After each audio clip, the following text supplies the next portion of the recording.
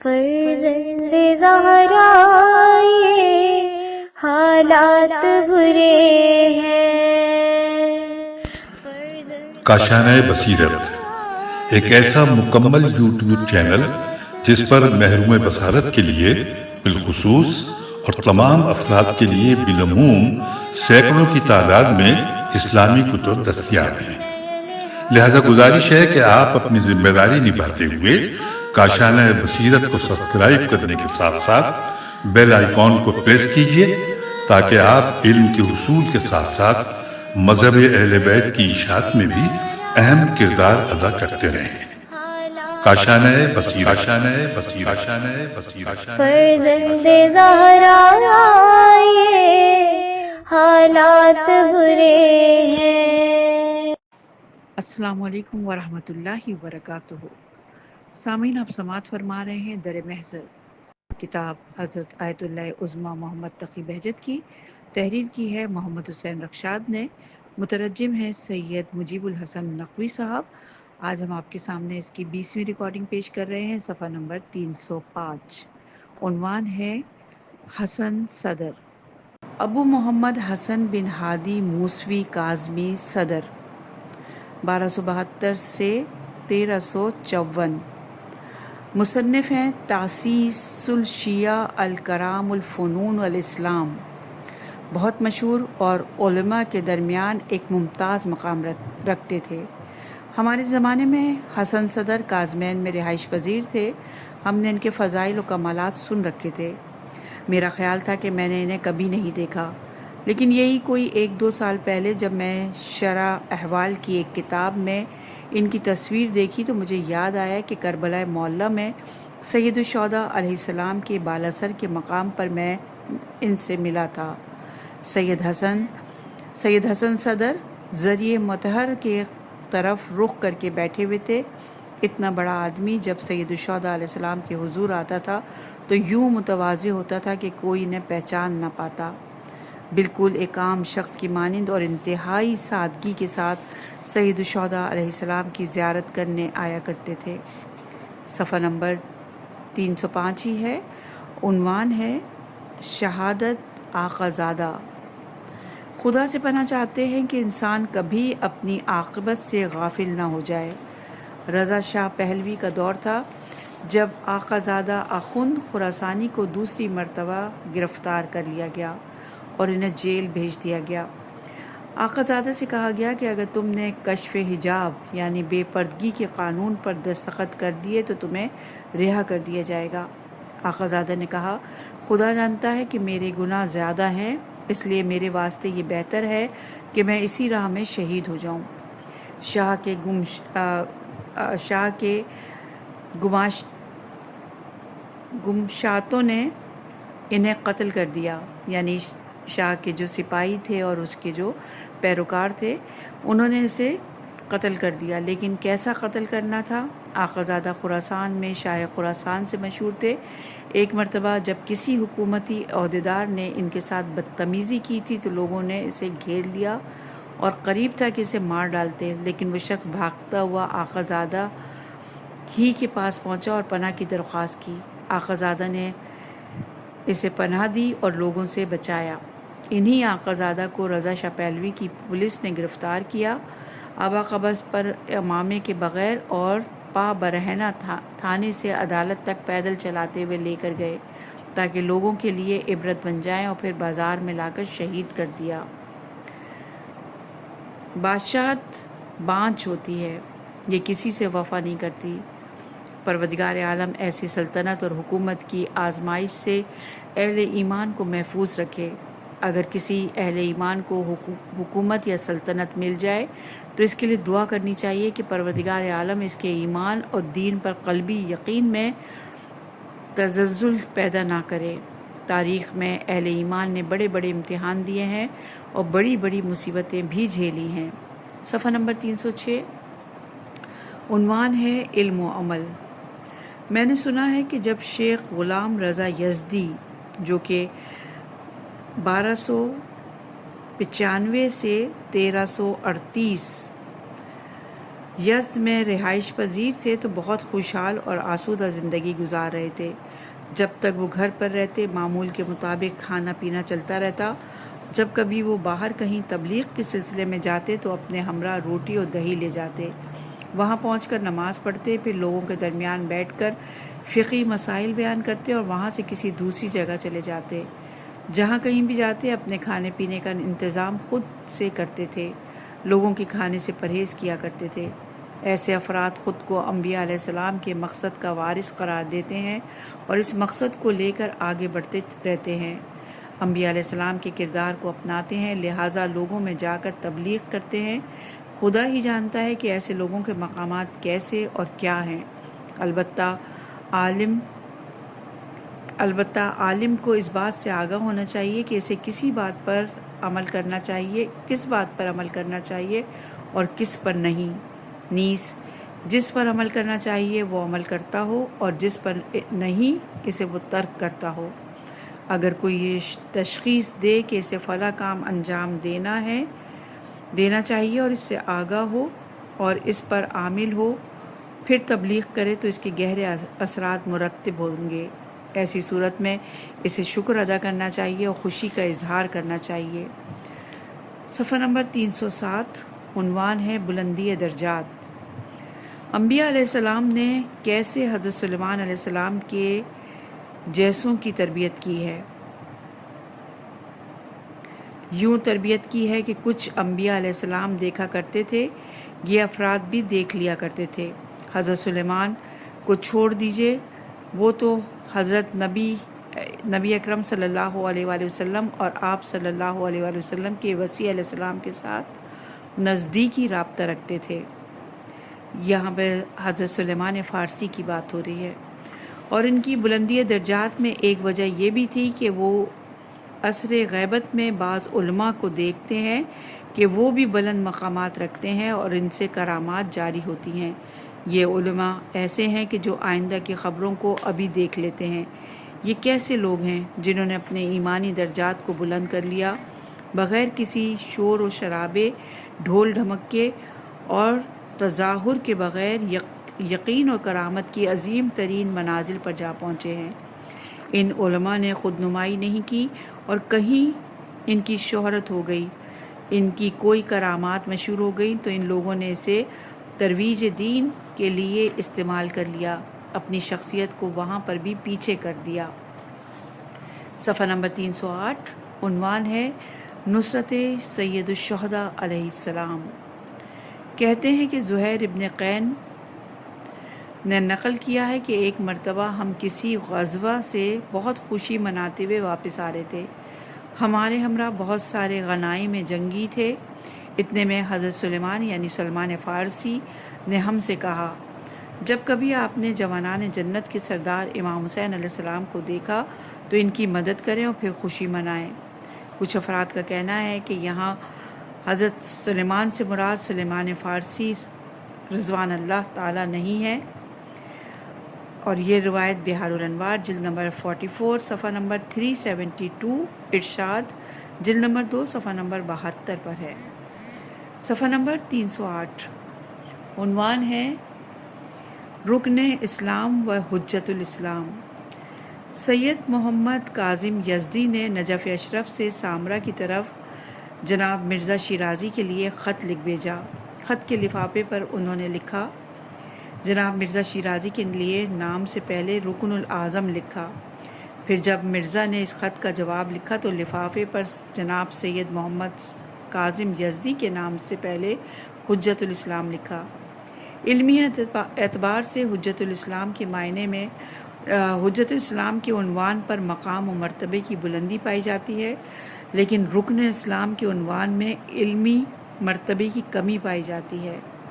جناب مرزا شیرازی کے ایک شاگرد شیخ یونس نے اس بات پر اعتراض کرتے ہوئے جناب مرزا سے پوچھ لیا کہ آپ نے ایسا کیوں کیا ہے، جبکہ انہوں نے آپ کو رکن الاسلام لکھا اور آپ نے جواب میں انہیں حجت الاسلام لکھ دیا۔ مرزا نے جواب میں کہا، وہ مجھے مجتہد تسلیم نہیں کرتے، اس لیے انہوں نے مجھے رکن الاسلام کا درجہ دیا، جبکہ میں انہیں مجتہد مانتا ہوں، لہٰذا میں نے انہیں حجت الاسلام کا درجہ دیا ہے۔ علماء کے اعلیٰ اخلاق کی یہ ایک مثال ہے۔ جناب مرزا اسی دور میں اپنے معاصر علماء میں ممتاز مقامات رکھتے تھے اور تجربے علمی میں اپنے معاصر علماء کے درمیان انہیں بہت زیادہ دقیق قرار دیا جاتا تھا۔ انہوں نے ایک مرتبہ 3 مہینے تک کے لیے استحاب کلی کے موضوع پر سلسلہ وار گفتگو اور علمی بحث کی تھی۔ سامرا کے علماء نجفی علماء سے کہا کرتے تھے کہ تم لوگ کنواں کھود رہے ہو اور ہم لوگ نہر کھود رہے ہیں۔ صفحہ نمبر 309 عنوان ہے خدایا میری مدد فرما۔ مرزا جناب محمد تقی شیرازی جو اپنے علم اور عمل کی وجہ سے شہرت رکھتے تھے، ان کی مرجعیت ہر جگہ تسلیم کی جاتی تھی۔ جب کبھی گھر سے باہر جاتے تو لوگ ان کا بہت بے حد احترام کیا کرتے تھے۔ آپ لوگوں کے اس احترام سے تنگ آ جاتے تھے۔ ایک مرتبہ جب حمام کے خزانہ دار نے جھک کر آپ کا احترام کیا تو آپ کہتے ہیں خدایا میں نے چاہا تھا کہ مرجعیت کے مقام و مرتبے کے ذریعے میرا امتحان نہ لے، اب جب تم نے یہ مقام و مرتبہ عطا فرما دیا ہے تو خدایا میری مدد فرما اور مجھے شیطان رجیم کے حملوں سے محفوظ فرما۔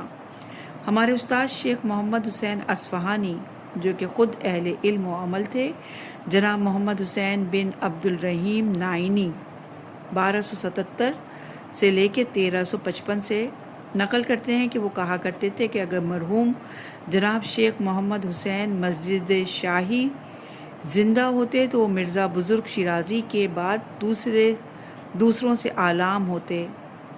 بہرحال یہی مرزا جنہیں عظیم علمی و معاشرتی مقام حاصل تھا، اواخر عمر میں نماز جماعت کے ساتھ نماز ادا نہیں کرتے تھے اور لوگوں کے احترام سے بچتے تھے۔ صفحہ نمبر 309 عنوان ہے مشکلات۔ ہمارے استاد بتاتے ہیں کہ ہم جناب مرزا محمد تقی شیرازی کے پاس مکاسب پڑھا کرتے تھے۔ 7 سال تک ہم ہر روز 2 مرتبہ سبق پڑھتے تھے، پھر کہیں جا کر یہ مکاسب کی کتاب ختم ہوئی۔ جب کسی کو فرصت حاصل ہو کہ وہ درس کہے، پڑھے یا لکھنے کا موقع میسر آئے تو اسے غنیمت شمار کرنا چاہیے۔ ہم نے ایران عراق جنگ میں دیکھا کہ کبھی مشکلات اور پریشانیوں کی وجہ سے 2 گھنٹے بھی مہلت نہیں ملتی تھی کہ سبق پڑھ لیں۔ جناب خواجہ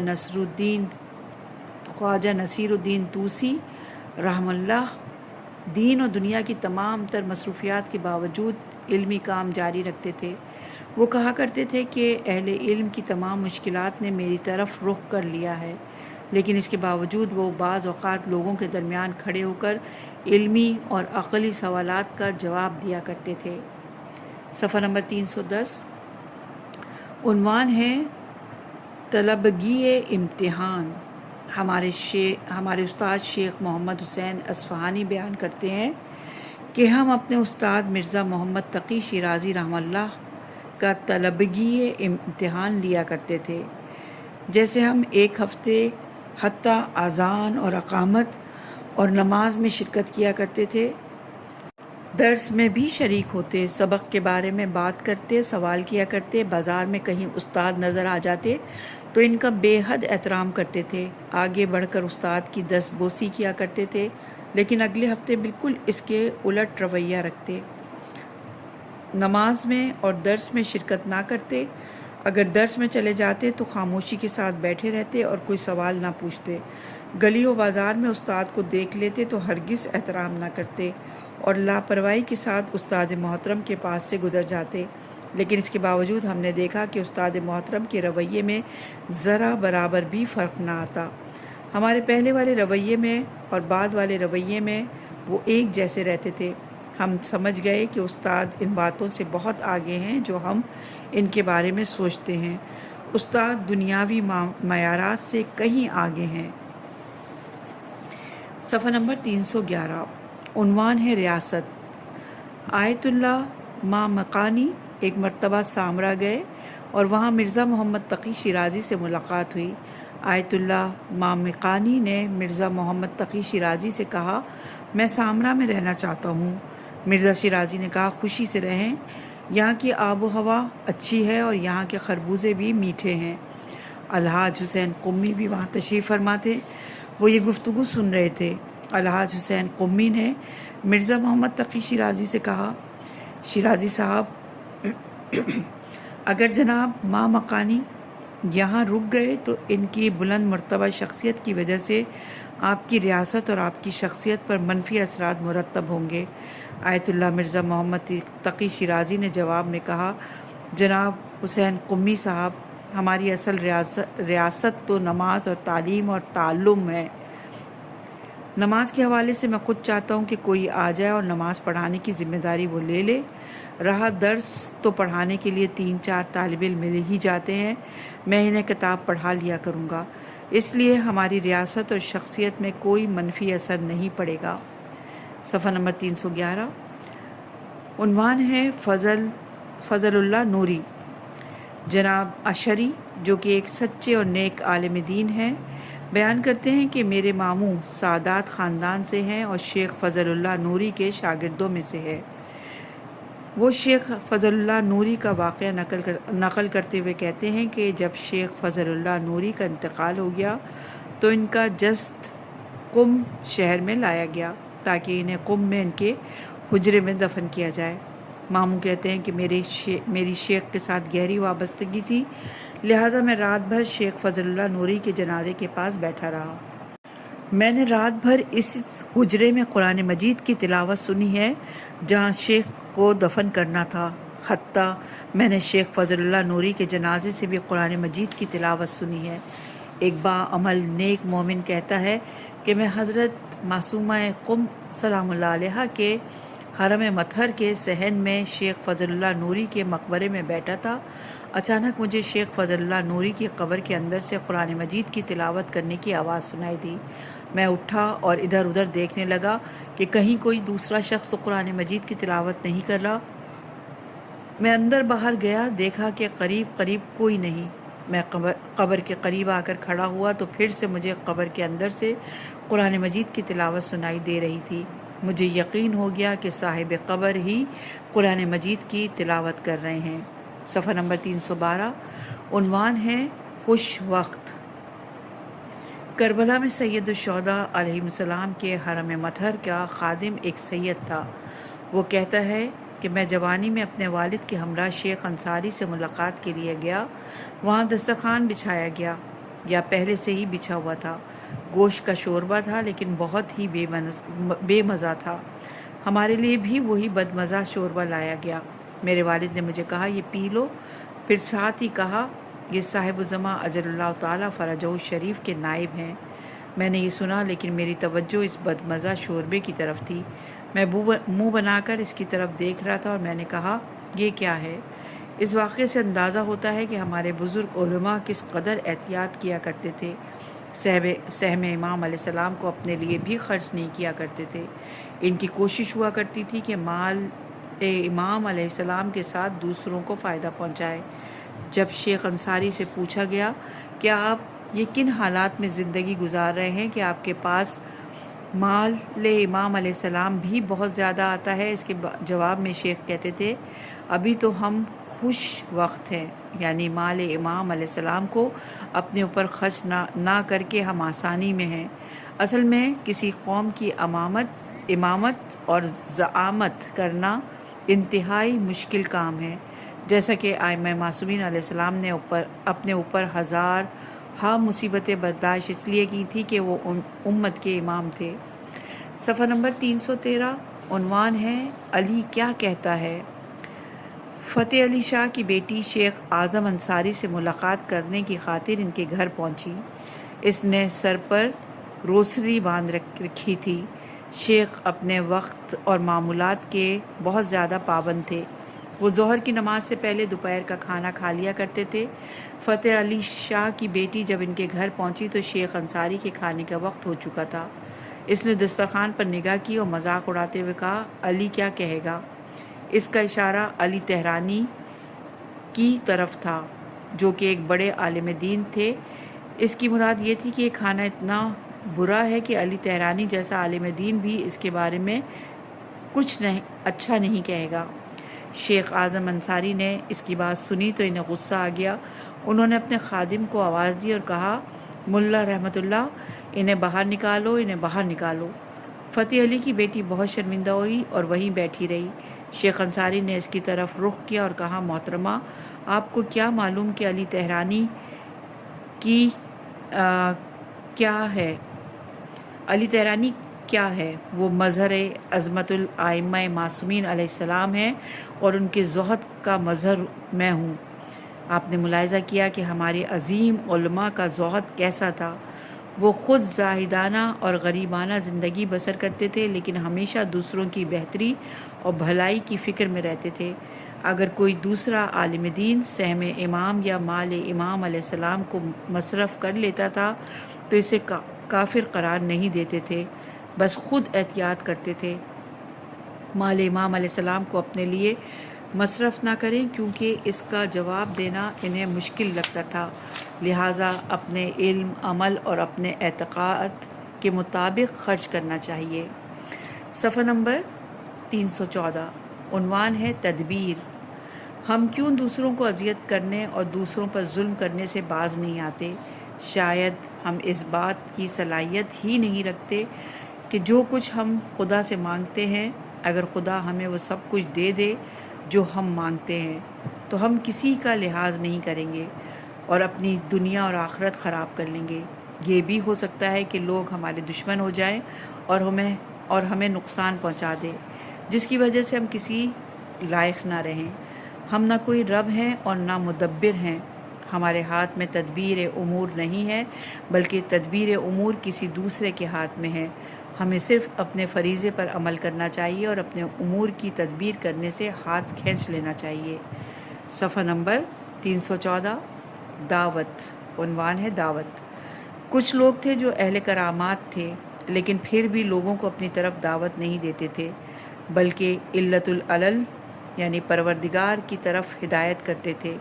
داعی اللہ تھے، لوگوں کو خدا کی طرف بلاتے تھے۔ اہل کرامات ہوا کرتے تھے، لیکن ان کے قریبی اور خواص بھی اس بات سے مطلع نہیں ہوتے تھے، جیسے کہ یہ لوگ اہل کرامات ہی نہیں۔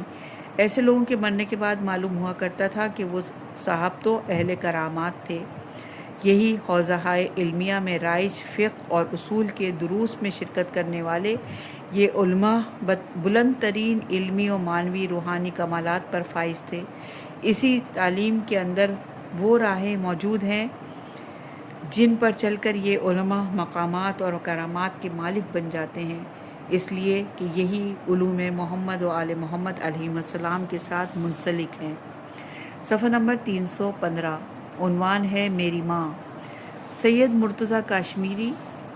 مرتضیٰ کشمیری نے دیکھا کہ کچھ لوگ مسجد کوفہ کے ایک حجرے میں داخل ہونا چاہ رہے ہیں، لیکن وہاں تالا لگا ہے اور ان کے پاس اس کی چابی نہیں ہے۔ ان میں سے کسی نے کہا، میں نے سنا ہے کہ اگر کوئی حضرت موسیٰ علیہ السلام کی ماں کا نام لے کر تالا کھولے تو وہ کھل جائے گا۔ سید مرتضیٰ کشمیری ان لوگوں کے قریب چلے گئے اور کہا، میری ماں حضرت موسیٰ علیہ السلام کی ماں سے افضل ہیں۔ آپ نے کہا، یا فاطمہ سلام اللہ علیہا۔ یہ کہہ کر تالے کی طرف ہاتھ بڑھایا، تالا کھل کر ان کے ہاتھ میں آ گیا۔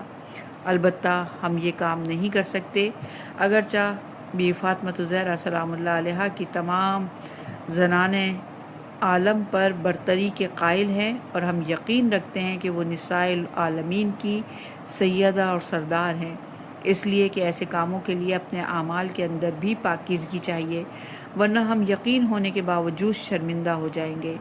اعمال کی بنیاد پر کہا گیا ہے کہ سورہ اعراف کی آیت نمبر 179 میں، یہ چوپایوں جیسے ہیں بلکہ ان سے بھی زیادہ گمراہ ہیں۔ ہم نے علماء کی کتنی ہی کرامات کو خود اپنی آنکھوں سے مشاہدہ کیا ہے، کتنی ہی عجیب و غریب باتوں کو دیکھا ہے، پڑھا ہے، لیکن پھر بھی ہم ایسے نہیں ہیں، ہم پر ایسی باتیں اثر نہیں کرتی۔ صفحہ نمبر 315، عنوان ہے افسوس۔ افسوس ہے کہ ہم یوں ہی اس بازار سے گزر جائیں۔ امام ہادی علیہ السلام سے روایت ہے کہ دنیا ایک بازار کی مانند ہے، جس میں کچھ لوگ فائدہ اٹھاتے ہیں اور کچھ لوگ اس میں نقصان اٹھانے والے ہیں، اور یہ روایت بحار الانوار کی جلد نمبر 75 صفحہ نمبر 366، تحفہ العقول صفحہ نمبر 483 پر ہے۔ افسوس ہے کہ ہم اس دنیا میں فائدہ اٹھانے کے بجائے نقصان اٹھانے والوں میں شامل ہو جائیں۔ ایک شخص ہمارے استاد آقائے طباطبائی کی محفل میں بیٹھا تھا، کہتا ہے کہ وسائل زندگی اور آسائش کی وجہ سے علماء کے اندر روحانیت کم ہو گئی ہے۔ استاد نے جواب میں کہا، ہر دور میں اس دور کے مطابق زندگی کی آسائشیں موجود تھیں۔ لوگوں کی بود و باش، ان کی معیشت اور لوگوں کے درمیان طبقاتی اختلاف ہمیشہ سے رہا ہے۔ حضرت ابراہیم اور حضرت سلیمان علیہ السلام کے لیے بھی دنیاوی وسائل فراہم تھے، لہٰذا وسائل کی کمی یا زیادتی اسباب رفع اور آسائش افراد کے اندر خوبی یا بدی کا باعث نہیں ہوتے۔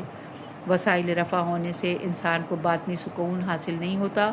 انسانوں کی باطنی کیفیت کے بارے میں فیصلہ کرتے وقت ان کی عبادت، توجہ اور یاد خدا کو ملحوظ رکھو۔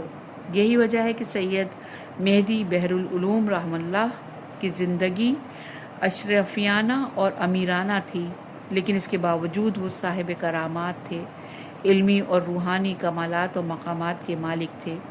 صفحہ نمبر 316 عنوان ہے صبر کریں۔ اگر ہم اپنے سے پہلے والے علماء کی زندگی کو دیکھیں تو قابل موازنہ نہیں ہے۔ ہم آج جس قدر شہریہ وصول کرتے ہیں وہ لوگ شاید سال بھر میں اتنا خرچ کرتے ہوں گے۔ ہمیں اپنی روزمرہ زندگی میں کفایت شعاری اور صبر و شکر کو معمول بنانا چاہیے۔ اگر پروردگار دنیاوی نعمات کے ذریعے آزماتا تو حلال و حرام کا ضرور خیال رکھیں۔ صفحہ نمبر 316 عنوان ہے کفایت شعاری۔ شیخ انصاری کے لیے کچھ مقدار رقم ہر روز دافزول سے 10 پھول سے آیا کرتی تھی۔ کسی شہر کا نام ہے، نہیں معلوم اس سے ان کا گزر بسر ہوتا تھا یا نہیں۔ ایک مرتبہ 3 دن تک وہ رقم نہیں آئی۔ خدا جانتا ہے کہ ان کے گھر کے حالات کیا تھے، لیکن شیخ انصاری کثیر العیال ہونے کے باوجود کبھی پریشان دکھائی نہیں دیتے تھے۔ شیخ انصاری کے بیٹے، جو کہ بعد میں عالم دین اور مرجع تقلید کے درجے پر فائز ہوئے تھے، کہتے ہیں کہ جب ہم نجف اشرف میں رہتے تھے اور میں وہاں تعلیم حاصل کر رہا تھا، ہمارے گھر کبھی ایسی حالت ہوتی کہ ایک انڈا ابال کر ہم آدھے انڈے کے ساتھ دوپہر میں روٹی کھاتے اور باقی آدھے انڈے کے ساتھ رات میں روٹی کھاتے۔ ایک مرتبہ تو 40 دن تک ہم نے خالی روٹی کھائی تھی۔ آج ہماری حالت اور ہمارے مزاج ایسے ہو گئے ہیں، اگر ہمیں روٹی اور دہی کھانی پڑ جائے یا گوشت کا شوربہ ہمیں دیا جائے تو غصے سے ہماری کیا حالت ہو جائے گی۔ صفحہ نمبر 317 عنوان ہے تعقیب نماز۔ نماز ختم ہوئی تو ملا فتح علی نے گفتگو شروع کر دی۔ ان کی گفتگو میں دہی کا اس قدر زیادہ ذکر تھا کہ شیخ نے کہا، کیا یہ گفتگو تعقیب نماز ہے؟ یعنی شکم کے بارے میں اتنی زیادہ فکر نہ کریں۔ شیخ نے انہیں توجہ دلائی کہ آپ کھانا پینے کی چیزوں سے متعلق زیادہ گفتگو کر رہے ہیں، جبکہ آپ کو دیگر مسائل کی طرف توجہ کرنی چاہیے۔ صفحہ نمبر 317 عنوان ہے مشائخ۔ ایران کے تقریباً ہر شہر میں صاحب کرامات علماء کثیر تعداد میں پائے جاتے تھے۔ یہ مشائخ ہر جگہ دین اسلام کی تبلیغ اور ترویج میں مشغول تھے۔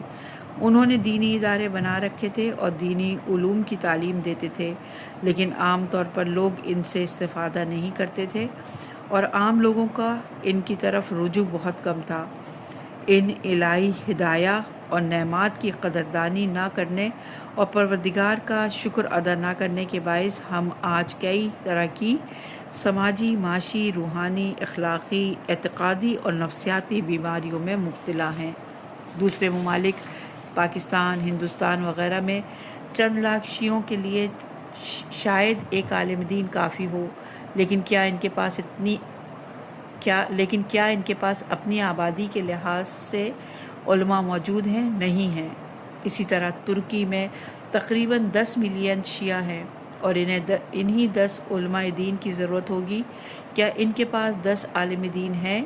کیا وہ لوگ اسی طرف متوجہ ہیں کہ کوئی ایسا عالم دین ہو جو حکومت یا دیگر مذاہب کی مخالفت یا حمایت کرنے کی بجائے خدا کی طرف دعوت دینے والا ہو؟ اگر ہمارے پاس ایسے علماء اور مشائخ ہوں تو ان میں سے ہر کوئی دین اسلام کے لیے ایک ستون کی حیثیت رکھتا ہے، اور ان میں سے کسی کے دنیا سے چلے جانے سے پیکر اسلام پر کاری ضرب لگتی ہے۔ حدیث میں ہے کہ جب کوئی فقیہ مومن مر جاتا ہے تو اسلام میں ایسا شگاف پیدا ہو جاتا ہے کہ کوئی چیز اسے پر نہیں کر سکتی، اور یہ روایت اصول کافی جلد نمبر 1 صفحہ نمبر 38، بہار الانوار جلد نمبر 1 صفحہ نمبر 220، منیت المرید صفحہ نمبر 113 اور 376 پر یہ حدیث موجود ہے۔ بہرحال شیعہ مذہب کی حالت دیگر تمام مسالک و مذاہب سے زیادہ ابتر ہے، جبکہ دوسری جانب اسی مذہب اور اس کے ماننے والوں کے خلاف سب سے زیادہ سازشیں ہو رہی ہیں اور ان پر حملے ہو رہے ہیں۔ صفحہ نمبر 318 عنوان ہے شاگرد رشید۔ استاد فقیہ و مجتہدین در علم اصول جناب ضیاء الدین علی بن محمد کبیر نے 27 سال تک جب آخوند خراسانی کے درس میں شرکت کی ہے، وہ کہتے ہیں کہ تقریباً ہفتے میں ایک مرتبہ ایسا ضرور ہوتا تھا کہ میں ان سے کوئی نہ کوئی ایک استادی والا نقطہ استفادہ کرتا تھا۔ شہید اول علامہ ہلی کے بیٹے فخر المحققین کے شاگرد تھے۔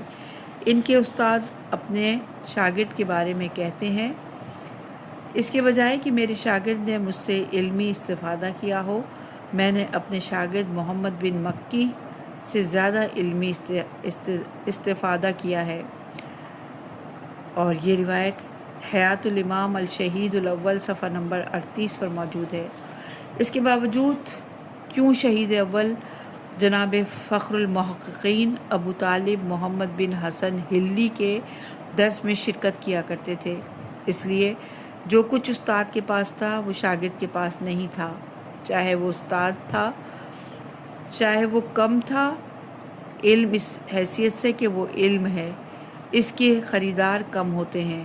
علم مفت نہیں ہوتا، ہر کسی کو نہیں ایسے دیا جاتا۔ علم حاصل کرنے والے کو اس آیت کے مطابق مصادیق میں سے قرار دیا جا سکتا ہے۔